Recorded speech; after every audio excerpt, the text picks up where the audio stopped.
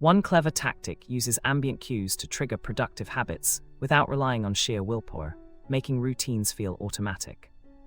Start by pairing a common sound with a task you want to do daily, like a door chime for quick decluttering.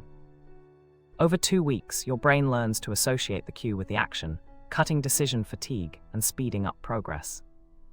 The trick scales to meals, workouts, and study sessions by replacing willpower with a tiny, repeatable trigger.